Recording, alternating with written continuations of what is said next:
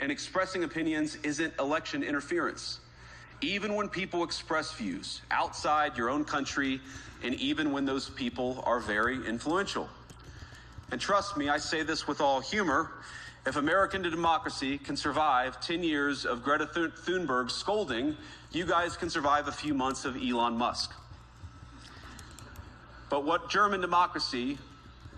no democracy, American, German, or European, will survive is telling millions of voters that their thoughts and concerns, their aspirations, their pleas for relief are invalid or unworthy of even being considered. Yes, J.D. Vance shocked the establishment when he accused them of hiding behind defamation campaigns simply because someone might express an alternative viewpoint or even win an election. Vance is alluding to the massive AFD success. What I saw today, I was amazed. This is the kind of VP we want to see. Someone who speak and people are like, that is it. Not like what we saw. Now going into what happened today, they were extremely not happy with what JD Evans did here. I'm going to show you everything so you can see exactly what is going on. When you take a look at this, German defense ministers, a member of the left-wing SPD party, react to JD Vance's speech. This is not acceptable. The man was not happy. I look to Brussels, where EU commissars warn citizens that they intend to shut down social media during times of civil unrest the moment they spot what they've judged to be, quote, hateful content. Or to this very country, where police have carried out raids against citizens suspected of posting anti-feminist comments online as part of, quote, combating misogyny on the internet, a day of action. I look to Sweden, where 2 weeks ago the government convicted a Christian activist for participating in Koran burnings that resulted in his friend's murder. And as the judge in his case chillingly noted, Sweden's laws to supposedly protect free expression do not, in fact, grant, and I'm quoting, a free pass to do or say anything without risking offending the group that holds that belief. And perhaps most concerningly, I look to our very dear friends, the United Kingdom, where the backslide away from conscience rights has placed the basic liberties of religious Britons in particular in the crosshairs. A little over 2 years ago, the British government charged Adam Smith Connor, a 51-year-old physiotherapist and an Army veteran, with the heinous crime of standing 50 meters from an abortion clinic and silently praying for 3 minutes. Not obstructing anyone, not interacting with anyone, just silently praying on his own. And after British law enforcement spotted him and demanded to know what he was praying for, Adam replied simply, it was on behalf of the unborn son he and his former girlfriend had aborted years before. Now, the officers were not moved. Adam was found guilty of breaking the government's new buffer zones law, which criminalizes silent prayer and other actions that could influence a person's decision within 200 meters of an abortion facility.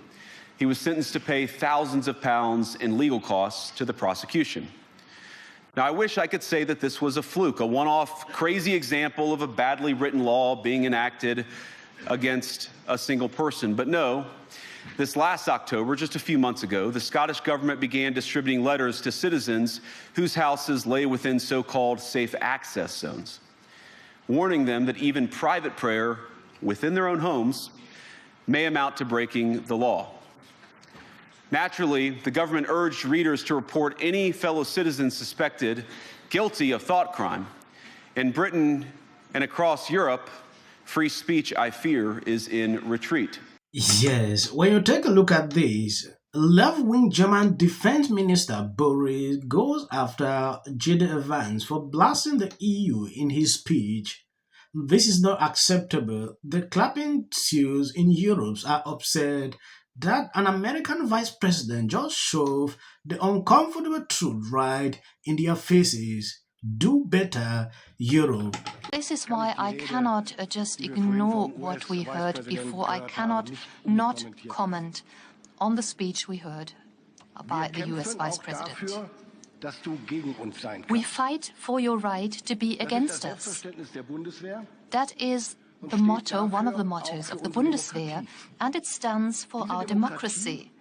This democracy that was just called into question by the US Vice President, and not just the German democracy, but Europe as a whole. He spoke of the annulment of democracy, and if I understood him correctly, he compares the condition of Europe with the condition that prevails in some authoritarian regimes. Ladies and gentlemen, this is not acceptable.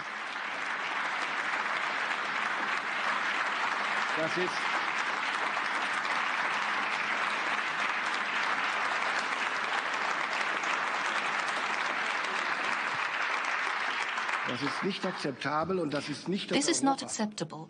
This is not the Europe, not the democracy where I live and where I conduct my election campaign right now. And this is not the democracy that I witness every day in our parliament. In our democracy, every opinion has a voice. And it makes it possible for parties that are partly extremists, such as the AfD, and they can campaign just as any other party. This is democracy. And if the Vice President had the opportunity to switch on his TV set when he arrived yesterday, he would have seen one of those candidates in primetime TV. By the way, we even admit media that spread Russian propaganda, and the representatives of the federal government answer their questions. Nobody is excluded. But democracy does not mean that a vociferous minority will automatically be right. Yes, at the end of the day, you realize what these people focus on is selective speech.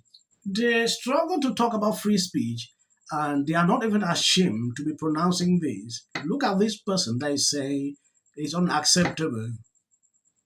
People can't express their opinions because they're scared that this might be the truth or something that might cause an election.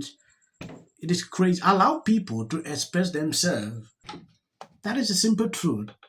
What J.D. Vance outlined here, these are things happening every single day. And some of these people will not accept. We are seeing it. There is a case he quoted there about somebody prays silently and get. I did a video about this, so I understand what he is saying here. We saw that it went viral on social media. A lot is going on, and they don't allow people to talk. You do that on social media, maybe you can be arrested. I've seen people.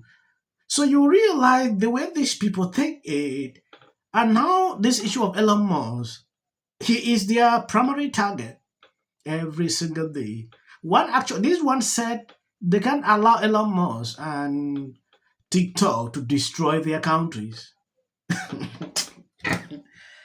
These people don't believe in free speech. At the same time, they pretend like they do. I was impressed watching J.D. Vance speaking like this. It gives some different vibes. You feel different, when you listen to this compared to when Kamala Harris was vice president. I've not seen a single virus, segment where she had or gave a speech and people applauded.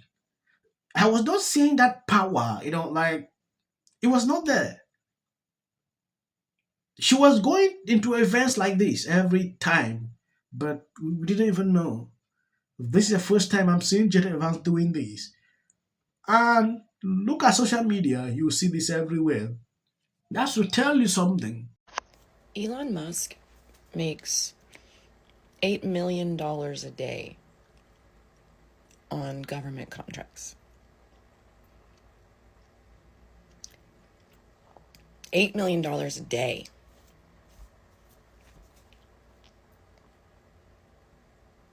At what point does Is there a limit? Is there a, okay, I have enough money now, I don't have to, like,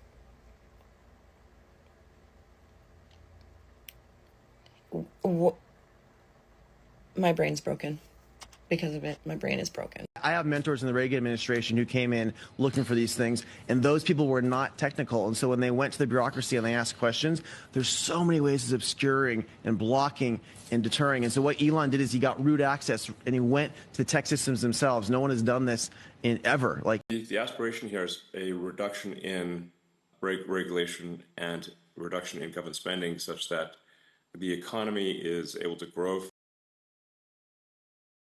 How do you feel like it's been doing the show through the Trump era? I think it has been terrible and fun. I think I get a lot of enjoyment. Speaking, I think most Americans are going to have this sense that, you know, Trump is telling the truth. So White House Press Secretary Caroline Leavitt announced that the Associated Press has been banned from the Oval Office. As press secretary, and nobody has the right to go into the Oval Office and ask the President of the United States questions. That's an invitation that is given. Are Black Africans, yet only 4% of those Black Africans own the land. Mm-hmm. Yeah. Thank you guys for always been sharing on my videos. I don't want to make it long. If you see clips behind here, this is for the algorithm. Someone asked me, is it helping your channel? Yes, it is helping the channel. If it was not helping, I would not put. Mind-boggling that he would be shutting down PEPFAR. A bully and a thug who is the president of the United States. U.S., it's everywhere. There is a lot of waste, fraud, and abuse within a system. Audits. A chance to see what happens when you take a business approach to the government in the White House. We're seeing right now with this whole U.S. aid thing where they're uncovering massive amounts of corruption. And also, I got to say, don't you agree? I totally agree. Essential. Early on, immediately. She's probably been put in there because, according to Donald Trump, she's a 10. To her. No, the EU does not treat the U.S. fairly on trade and that he has some big complaints. Is that true? Right? And it doesn't mean that we should sit and pretend that it's suddenly okay, that this new presidency is just going to keep on keeping on. That is not the case. And awful things have happened. So, and sparks move things. And it doesn't matter how much water you have. Future president and his gag are somebody in policy. The city of the Pacific Palisades is burning. And, you know, I flew here last night. I was on a plane. You getting water to areas that need... He's been trained his whole life to do. What do we do? Right now you're looking straight. Remember it. As a country about January. Yeah, and then I think all our tax dollars probably went for Gavin's hair gel. I don't know. Jim Jordan. Josh Green, the governor. Watch the news or talk. Now look, I have a lot of... The Democratic Party has about everything. The next department that appears to be on the chopping block is the Department of Education. Just earlier today, the biggest loser on Team Chiefs, literally right next to us was Taylor Swift. And then to the left was Donald Trump. Those are boos. Well, the Super Bowl is officially under. I've been shocked by how undemocratic the Democratic Party can be.